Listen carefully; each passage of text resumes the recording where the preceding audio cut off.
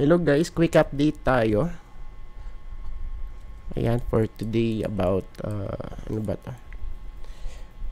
Mga REITs. Ayan. So, let's start. At marami pa akong gagawin actually. DDMPR.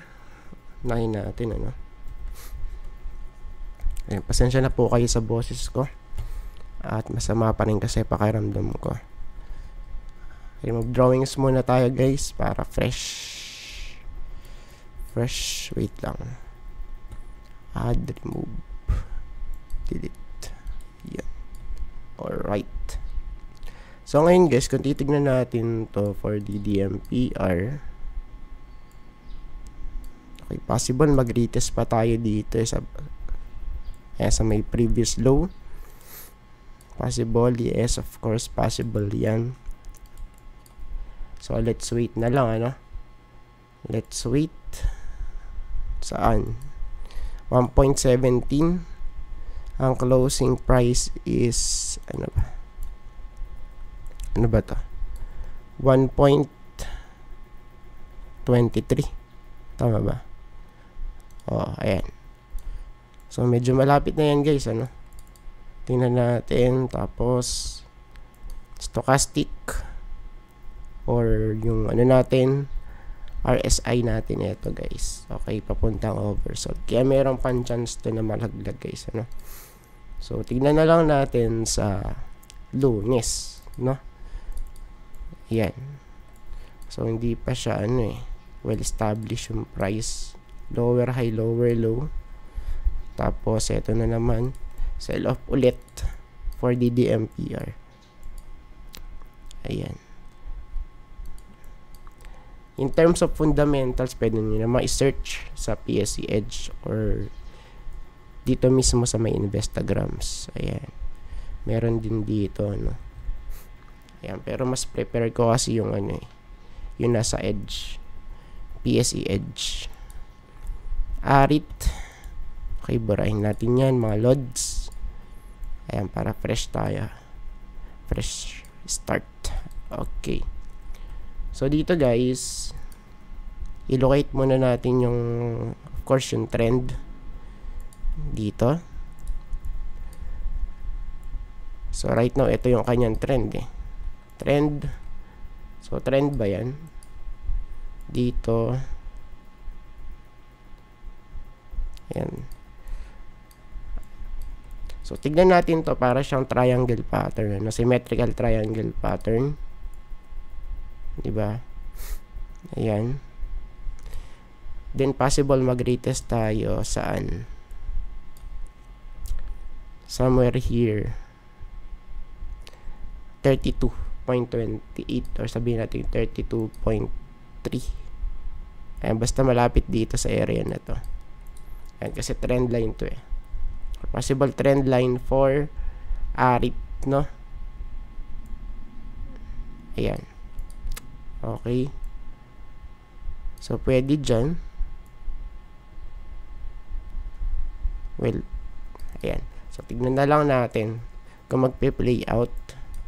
Tapos bounce. So, pwedeng ganun yung setup dito. Ayan. So, ito po yung nakikita natin for AREIT. Ayan. Simple lang, ano? Simple. Tapos, MREIT. Okay. Burahin natin to. Check. Okay. Parang same lang kay, DDMPR. Balak mag-retest dun sa may pinaka all-time low niya. So, right now, medyo pa nga tong MREIT no? Medyo nag-hold pa rito dito guys, sa may 12, no? Ayan, sa 12.1, no? 12.1. So, tingnan natin kung mag-hold dyan.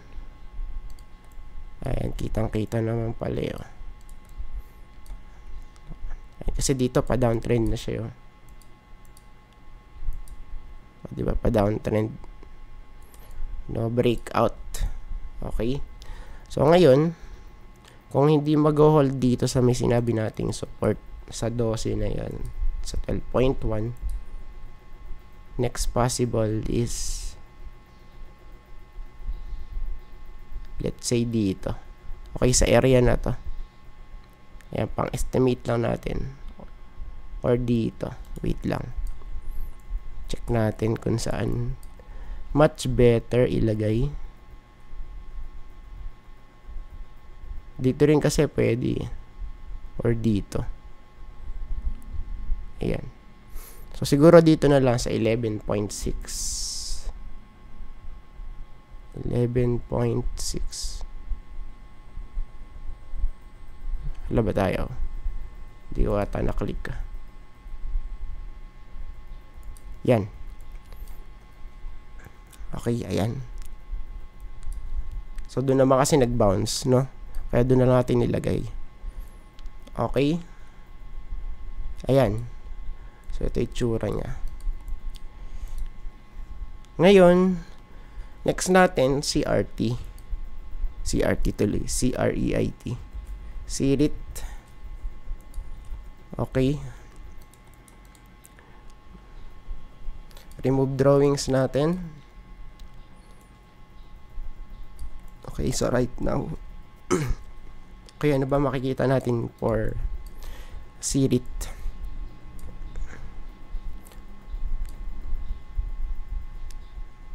Okay, so medyo ano siya ngayon, sideways, ano? Yung chart niya. Tapos may resistance dito on top 2.63. Okay, since medyo nag-rally kasi meron tayo dito ng support eto dito sa area na to, diba support to 2.51, tapos medyo nag-rally. So ngayon ang resistance natin na pinakamalapit, eto guys, yan, 2.58. Tignan natin kung magre-retest dyan, ano. Pero overall yung kanya itsura maganda, diba? Ayan, maganda yan.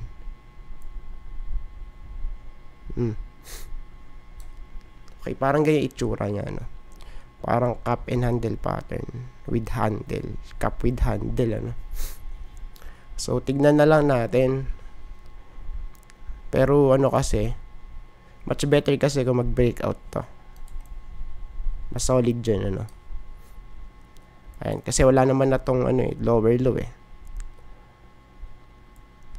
higher low, saka ano na to, higher high.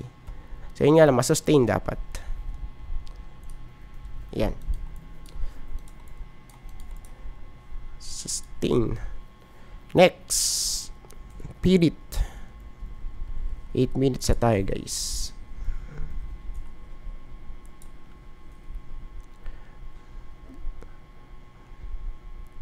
For PREIT, still the same lang din. Support eto, guys. Ay, sa 1.5. Ayan.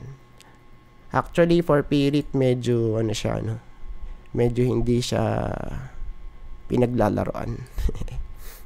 Ayan, kitang-kita naman dito. Ayan. So, pagka nagbaba ka dyan, eto na yan. Ayan. 1.5 support, tapos resistance 1.54, saka 1.58. FIL, ano na nga to? FILRT. Ayan, feeling best. Ayan, maraming nagagalit dito. Worst street daw, Uy. Pagapang ng pagapang. Si boss amo malupit. Ayan, for me, iwas muna dito. For feeling best street. Wala, di maganda itsura talaga actually, ano. Wala, laglaggers, dito. Para siyang triangle pattern actually. O, diba? Okay, parang siyang triangle eh. Oh. Triangle. Tas dito, triangle din ba to? Check natin.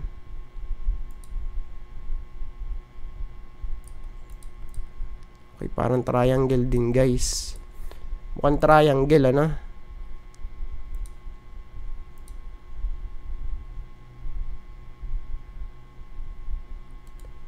So, siguro gawin natin flat.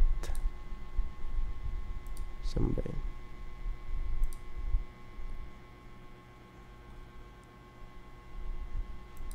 Ito na lang pala. Saan na yun? Nawala tuloy. I-copy paste na lang natin. Yan. Alright.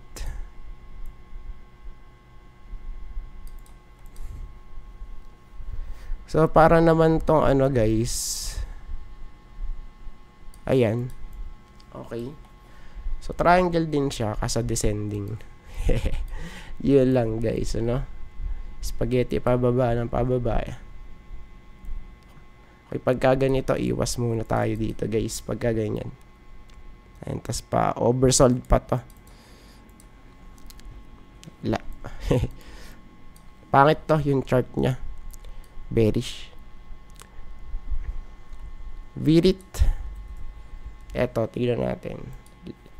Last two na guys, last two. Virit. Let's beat it. Wait lang. Ay, burahin muna natin. So, ngayon, medyo sideways na to. No? Kung i-consider natin. Sideways na siya. Which is good. Kasi anytime, pag gaganito at nag-retest sa, ano, ayan, sa resistance, pwedeng mag-break out. Right? Pwede yan.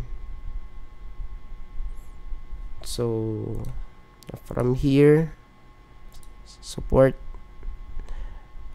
Ayan, so 5% pahigit, no? Eto guys, medyo goods. Pero kailangan natin yung dito, mag-breakout sa range niya. No? Hanggat, kumbaga, hanggat walang breakout, ayan, so nag-adjust na tayo. So, hanggat walang breakout, of course, eh, wala. Okay? Ayan. So, dito meron tayong panibagong trend line na na-drawing. 1, 2, 3, 4, 5. Okay, mga retest yan. Pagka di nag-breakout, possible babalik tayo dito sa ano. Ayan. So, may support 1.62. Ayan. And last one, RCR. And sa mga merong request guys, iipunin ko muna. And kasi kukunti pa lang kaya di natin magawa ng video. O ngayon, wait lang.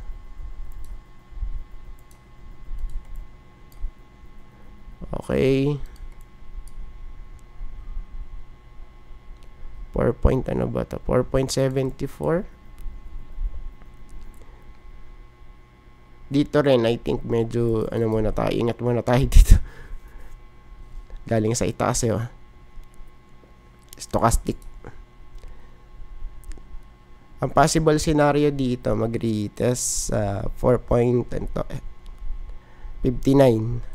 Kasi ito yung all-time low niya for RCR, no? Eto guys, eto. Yan. 4.58. Okay, basta malapit dyan. Pero dito, kung titignan natin, parang may support na rin dito kasi, no? Ayan, sa 4.7. Immediate support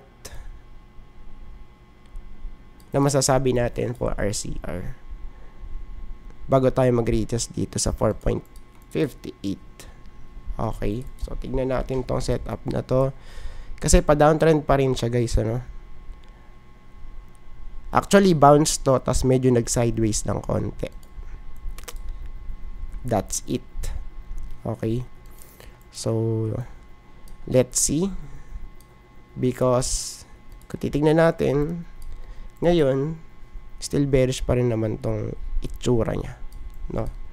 Ayan. So, nothing new dun sa mga nauna.